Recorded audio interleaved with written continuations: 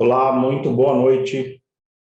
Que bom que estamos reunidos mais uma vez com uma palestra online do Centro Espírita Aprendizes do Evangelho.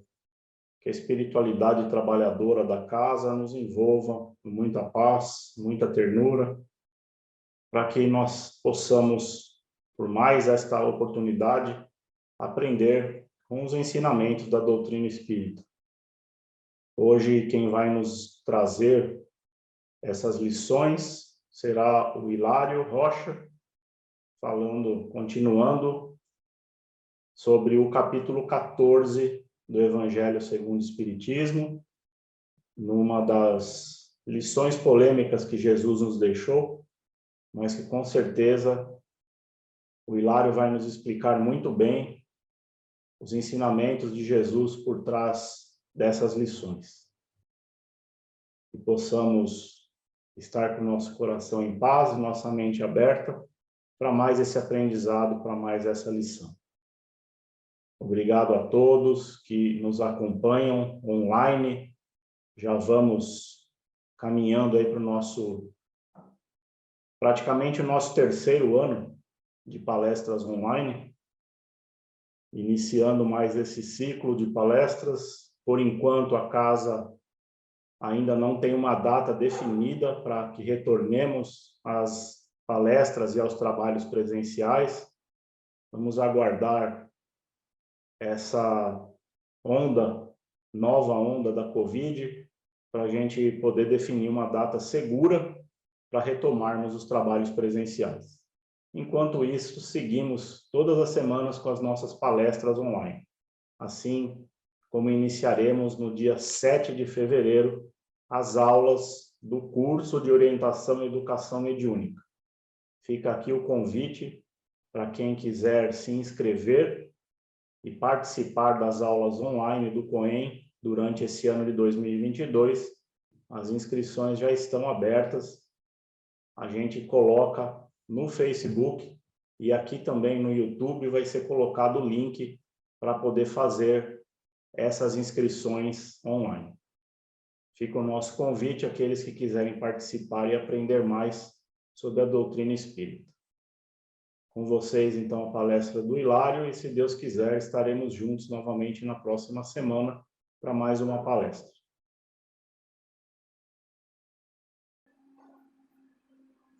Amados irmãos, boa noite, mas boa noite mesmo.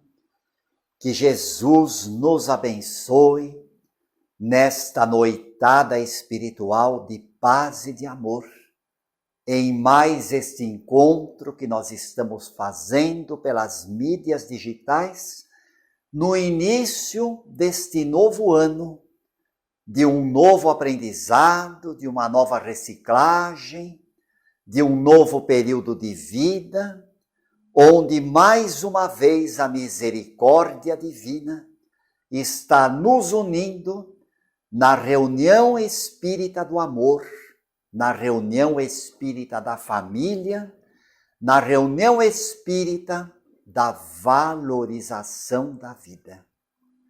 E nós desejamos um excelente ano para todos, que seja um ano rico de aprendizados, de experiências, que ele seja imensamente lucrativo, materialmente falando, mas principalmente espiritualmente, que nós possamos aumentar os nossos créditos na contabilidade da vida, para que os créditos fiquem lá em cima e os débitos cada vez mais lá embaixo.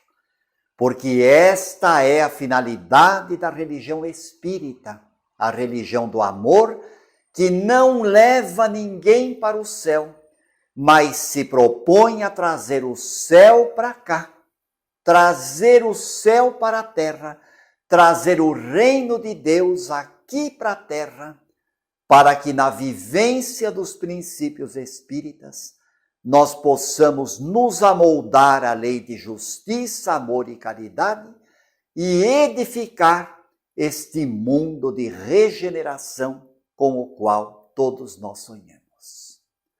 Meus irmãos, o tema de hoje é delicado. É um tema que nós precisamos tratar com extremo cuidado, precisamos prestar muita atenção na hora de falar, na hora de transmitir, para não melindrar ninguém e para não causar nenhum choque, porque nós vamos entrar numa questão polêmica, numa questão que inflama, que é a questão da família. E nós sabemos, meus irmãos, por informações do plano espiritual, que a família tem uma importância extraordinária no projeto reencarnatório de cada um de nós.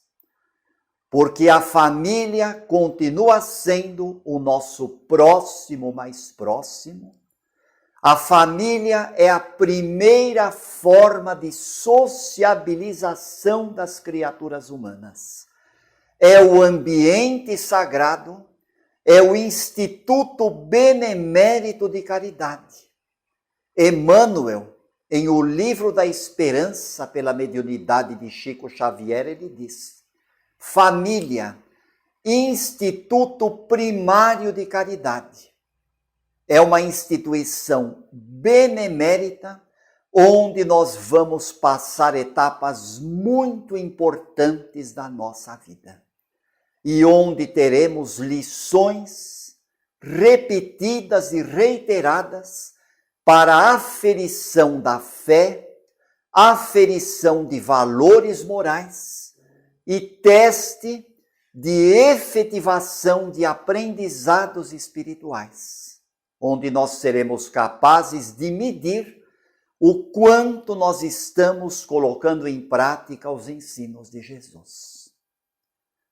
Nós sabemos, meus irmãos, e não é novidade para ninguém, que nós estamos vivendo um momento de extrema turbulência. Não só pelo componente pandêmico, que ainda não acabou e que vai continuar enquanto nós tivermos necessidade desse aprendizado, mas também um instante muito delicado onde os valores morais estão sendo colocados em xeque, onde a fé religiosa das criaturas está sendo contestada e onde muitos tarefeiros de Jesus, não só os tarefeiros espíritas, mas também os ceareiros de outras áreas do cristianismo, de outras denominações religiosas, estão sendo testados na sua fé. E muitas vezes têm a sua fé vacilando, balançando. E nesse clima, meus irmãos, os valores da família têm sido colocados em xeque. Muitos profissionais das mais diversas áreas do conhecimento humano estão dizendo, com uma linguagem muito rebuscada, com palavras muito difíceis, com um vocabulário extremamente refinado, com verbos muito bem conjugados e com uma perfeição gramatical extraordinária, esses profissionais, carecedores do nosso mais profundo respeito, estão esposando a opinião de que a família é uma instituição superada.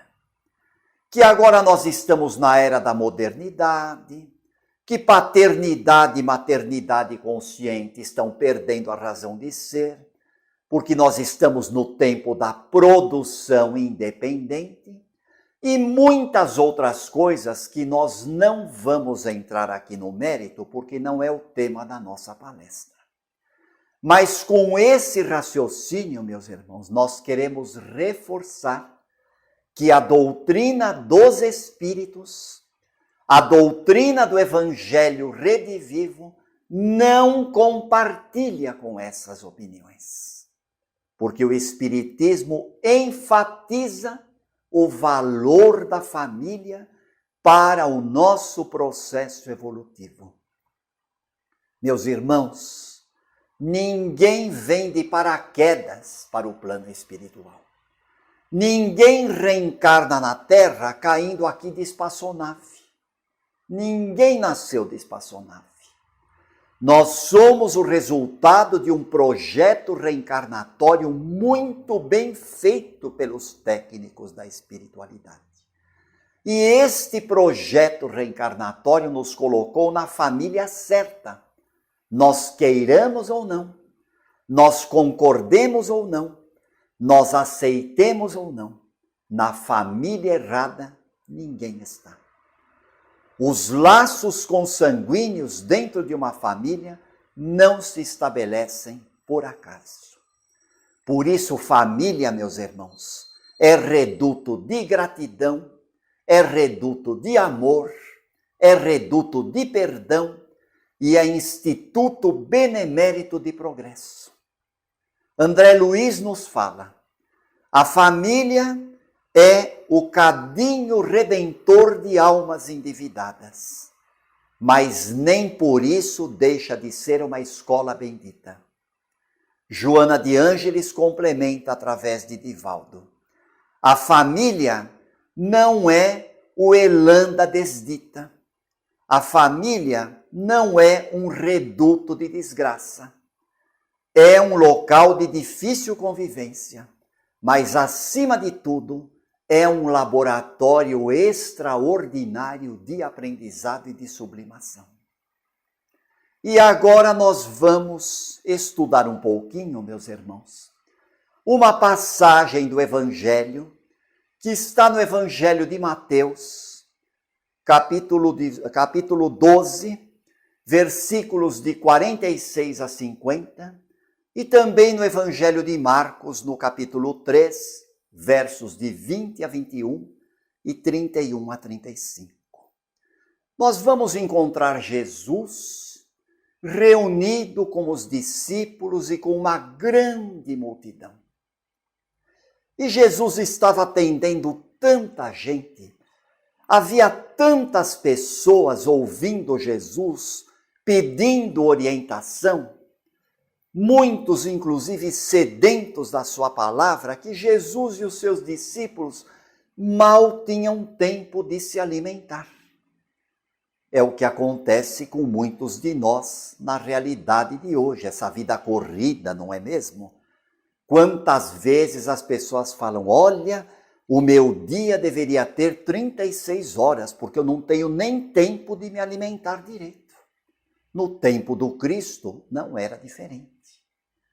No apostolado de Jesus, tendo de atender multidões e mais multidões, atender às necessidades dos seus discípulos, do colégio apostólico, que muitas vezes solicitava do Cristo reuniões particulares, não era fácil.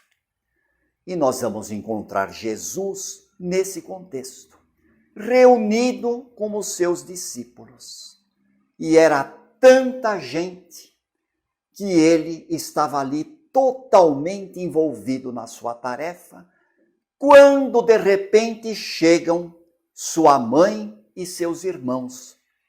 E havia tanta gente dentro de uma casa onde estava Jesus, que a sua mãe e os seus irmãos ficaram do lado de fora. E mandaram chamá-lo, porque queriam conversar com ele, uma vez que os seus familiares achavam que Jesus havia perdido o juízo. É assim que está nos evangelhos. Nós estamos reproduzindo aqui a passagem exatamente como está na Sagrada Escritura. É por isso que nós falamos que é um tema delicado e os irmãos vão ver por quê. Quando mandaram chamar Jesus, e Jesus recebeu o aviso de que a sua mãe e os seus irmãos estavam do lado de fora, Jesus então lança uma célebre pergunta. Quem é minha mãe? Quem são os meus irmãos? E olhando para os seus discípulos e para todas aquelas criaturas que estavam ali ao redor de Jesus, profundamente atenciosos na sua palavra, Jesus arremata: em verdade eu vos digo que todo aquele que fizer a vontade do meu Pai que está nos céus, esse é meu irmão, essa é minha mãe e a minha irmã. São palavras do Cristo que Mateus e Marcos catalogaram. E muitas vezes, meus irmãos, numa análise literal desse trecho do Evangelho, quem não tem o conhecimento espírita se perde, porque acaba, numa análise superficial, pensando que Jesus estava fazendo pouco caso de sua família. E principalmente que Jesus estivesse fazendo pouco caso de sua mãe, renegando a sua mãe. Certas palavras do Cristo, meus irmãos, que estão compiladas na Sagrada Escritura, contrastam de uma tal forma com a sua doutrina de luz, de amor e de bondade, que nós ficamos boquiabertos. Mas como poderia Jesus ter renegado sua mãe desse jeito?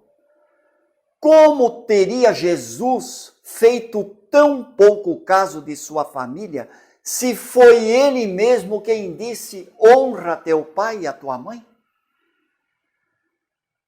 Não dá o que pensar, meus queridos.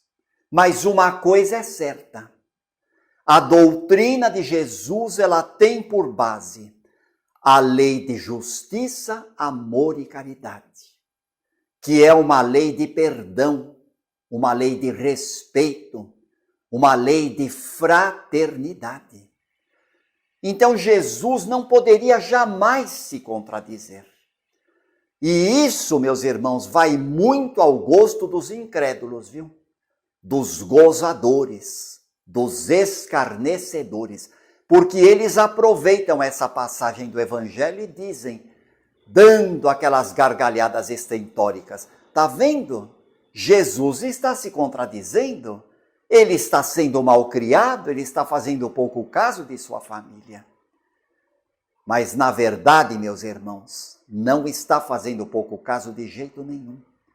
Porque a base da doutrina de Jesus é o amor, a caridade e a justiça, a fraternidade e o perdão.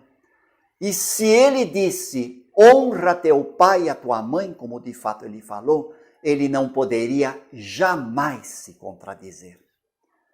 De onde nós podemos tirar a seguinte conclusão: Jesus, meus irmãos, falava em aramaico. O aramaico é um dialeto da língua hebraica, super difícil de ser traduzido. Agora vamos imaginar, se as palavras de Jesus que foram compiladas pelos evangelistas foram traduzidas do aramaico para o hebraico, para o grego, para o latim e depois para o português, é muito provável, meus irmãos, que nessas sucessivas traduções o sentido das palavras de Jesus tenha sido deturpado. Porque se certas palavras estão em contradição com a doutrina de Jesus, então nós poderemos concluir o seguinte: ou essas palavras foram mal interpretadas, ou elas foram mal traduzidas, o que é bastante provável, porque a língua humana é difícil, o aramaico é um dialeto hebraico de tradução dificílima, até chegar no português, quantas distorções não devem ter acontecido? Ou então, Jesus não falou essas palavras. Porque, meus irmãos, Kardec, inclusive, faz uma análise a respeito disso, dizendo que a perfeição de Jesus é tamanha que nem mesmo seus familiares, e até existe uma polêmica muito grande no meio religioso, principalmente nos nossos irmãos católicos, que dizem que os irmãos de Jesus, na verdade, eram primos, não eram irmãos filhos da mesma mãe, porque a palavra irmão, em hebraico, pode significar primos, não necessariamente irmãos consanguíneos. Isto para justificar a virgindade perpétua de Maria que eles acreditam. Isso é uma polêmica que para nós espíritas é perda de tempo ficar entrando no mérito, porque isso não vai anular a mensagem de Jesus e não vai diminuir o valor de Nossa Senhora. Porque mesmo Maria, meus irmãos, nem ela tinha uma ideia do alcance, da repercussão da missão do filho dela. Nós mesmos não conseguimos imaginar. Com todo o conhecimento espírita que está ao nosso alcance, nós sabemos que Jesus é de uma perfeição que vai muito além daquilo que a gente pode pensar, que a gente pode imaginar. Tanto isto é verdade que nem mesmo Maria de Nazaré tinha uma ideia completa da missão de Jesus. Agora, nós não podemos negar, meus irmãos, o valor de Nossa Senhora, o valor de Maria. Porque se não fosse por ela, nós não teríamos Jesus aqui na terra. E Nossa Senhora hoje tem um trabalho tão grande no plano espiritual, meus irmãos. Nós sabemos disso através de Ivone Pereira e através de Francisco Cândido Xavier. No livro Boa Nova, psicografado por Francisco Cândido Xavier, pelo espírito de Humberto de Campos, nós vemos ali, meus irmãos, o carinho de Nossa Senhora pelo filho dela. O quanto ela meditava, o quanto ela refletia nos ensinos do filho dela. O quanto ela se preocupava com a sua ternura, com a sua solicitude, com o seu amor materno, tomando conta de Jesus a cada passo. E em nenhum momento Nossa Senhora foi egoísta. Em nenhum momento ela quis exclusividade sobre o filho dela. Muito pelo contrário. Em toda a trajetória de Maria, ela sempre compartilhou Jesus com as multidões. Ela sempre compartilhou o filho dela com os necessitados. Ela sempre compartilhou o filho dela conosco. E Nossa Senhora não chama a atenção para ela. Não pede exclusividade para ela. A grande preocupação de Nossa Senhora, e Humberto de Campos deixa isso muito bem claro, a grande preocupação de Maria é encaminhar as almas para o filho dela. É fazer com que cada coração encontre o rumo do seu filho bem-amado. E a Sagrada Escritura diz: todos os ensinos de Jesus, Nossa Senhora guardava e meditava em seu coração. Então, ela poderia não ter uma ideia completa. Ela poderia não ter um alcance espiritual da missão do filho dela. Mas ela se fez discípula de seu filho. Ela seguiu sim a doutrina de amor de Jesus. E em toda a sua vida, desde a manjedoura até a crucificação, nós vemos Nossa Senhora se entregando a Deus, fazendo a vontade do Pai. Portanto, quando Jesus fala, todo aquele que faz a vontade de meu Pai, que está nos céus, esse é meu irmão, essa é minha irmã, essa é minha mãe, Jesus está indiretamente elogiando a sua mãe, se referindo à sua mãe, exaltando o valor de sua mãe. E quando Jesus fala, quem é minha mãe, quem são meus irmãos, em hipótese alguma ele renega a família, mas ele aproveita a ocasião da chegada dos seus familiares para nos dar um grande ensinamento, ao nos dizer que existem as famílias por laços consanguíneos e as famílias por laços espirituais. Existem as famílias corporais e as famílias espirituais. E Kardec faz uma análise muito linda, meus irmãos, mostrando que na nossa família consanguínea, nós temos muitos laços espirituais que foram feitos no passado, através daqueles parentes que a gente gosta, daqueles familiares que são afins conosco. Quem que não tem aquela mãezinha? Quem que não tem aquele pai tão camarada? Quem que não tem aquele irmão que é tão querido?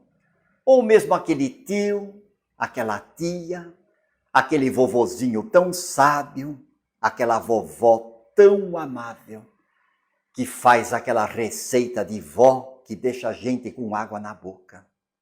Mas, como a família é o cadinho fervente das almas endividadas na terra, na família não existem amores somente. Porque o amor não nasce pronto, gente. O amor não cai de paraquedas, o amor é construído. É isso que a gente precisa entender. Então, esses parentes que a gente gosta, que a gente ama, são aqueles com os quais nós já tivemos em outras vidas experiências muito enriquecedoras, que desenvolveram afeto, que desenvolveram afeição. Mas nem tudo são flores. Na nossa família nós também temos aqueles parentes de relacionamento antagônico. Aquele parente cuja vibração a gente sente de longe. É aquela criaturinha que parece que a gente já não se dá muito bem. São aqueles parentes de relacionamento difícil e que estão vinculados a nós não por simpatias anteriores, mas por antipatias.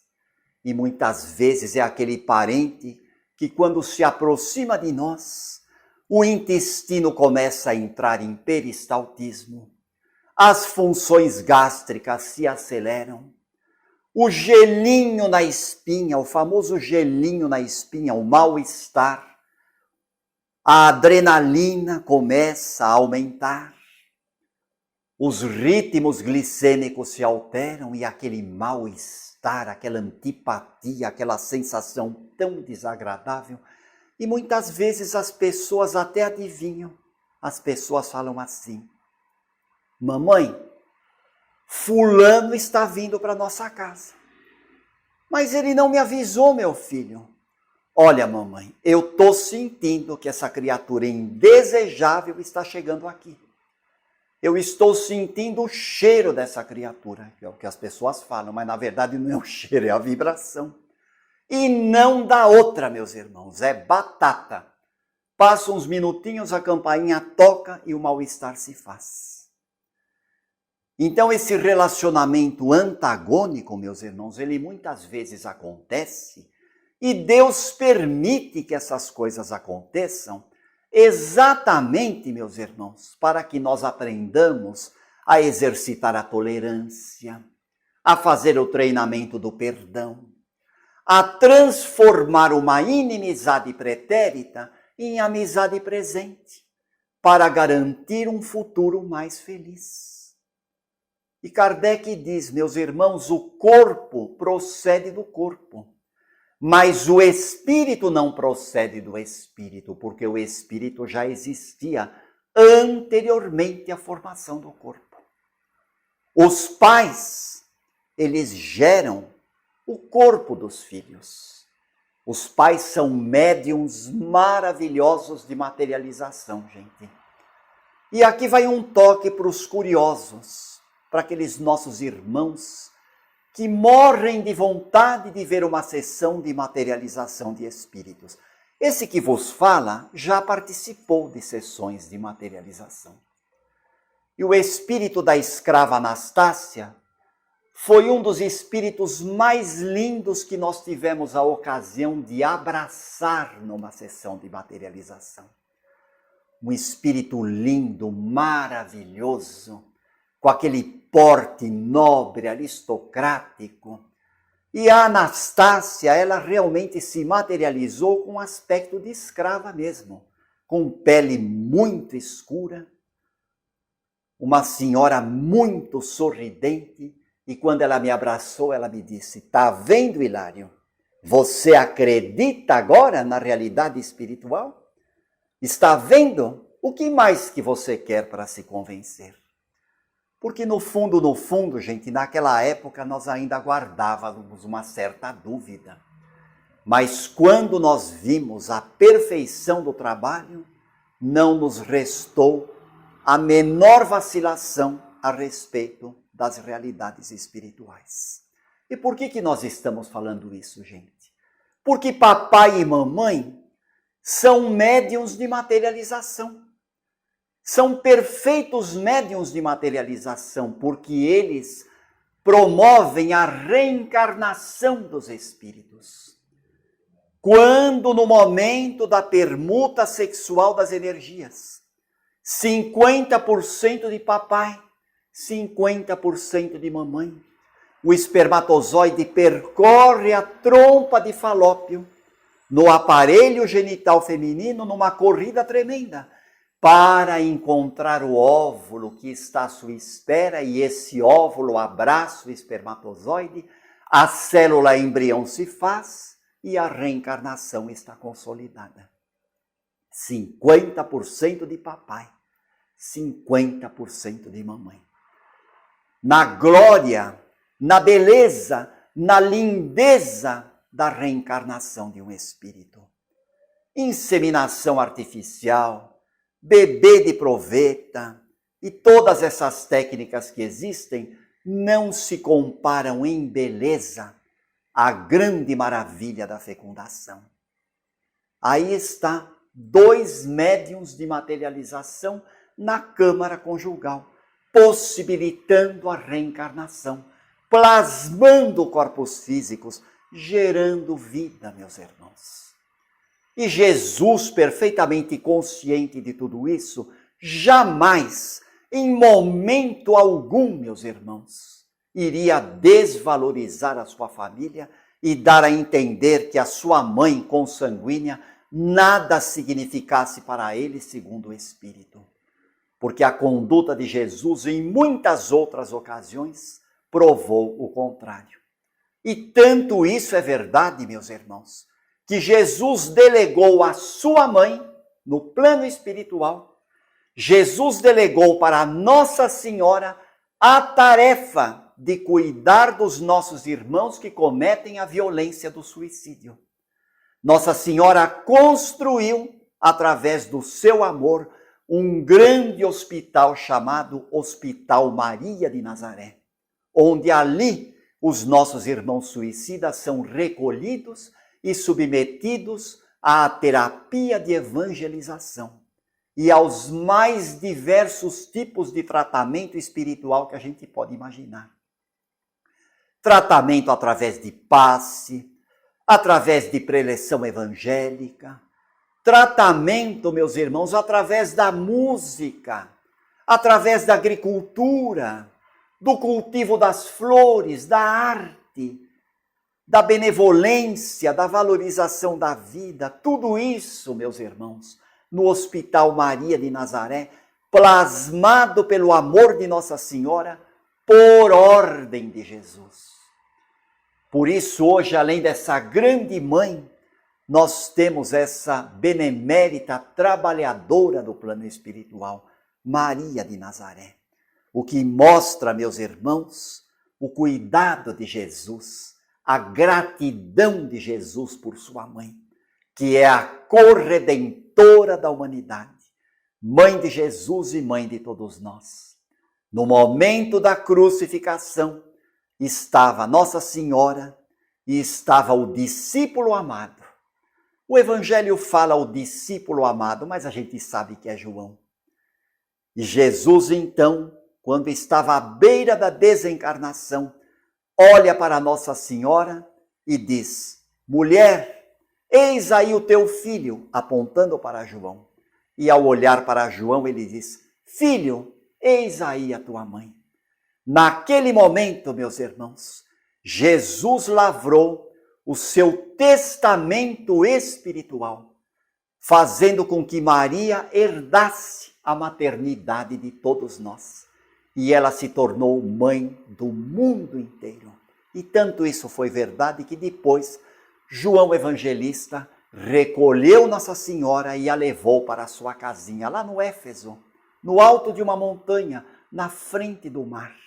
Aquela casinha que foi chamada Casa de Maria, Casa da Mãe, onde ali havia autênticas reuniões de evangelização, com João Evangelista pregando e Maria consolando. Portanto, supor que Jesus tivesse enlouquecido, que Jesus tivesse tido juízo, que Jesus tivesse renegado a sua mãe, seria incorrer no ridículo, seria incorrer no absurdo, seria realmente tirar conclusões esdrúxulas. Quando Jesus diz: quem é minha mãe, quem são meus irmãos, todo aquele que faz a vontade de meu Pai que está nos céus, esse é meu irmão, minha irmã e minha mãe, ele deixa bem claro as famílias por laços corporais e as famílias por laços espirituais. E nós estamos reencarnados na Terra para que a nossa família consanguínea que temos hoje aqui também se torne a nossa família espiritual pelo cultivo dos ensinos de Jesus. É essa a razão do ensino dessa noite. E que Jesus nos abençoe. Graças a Deus.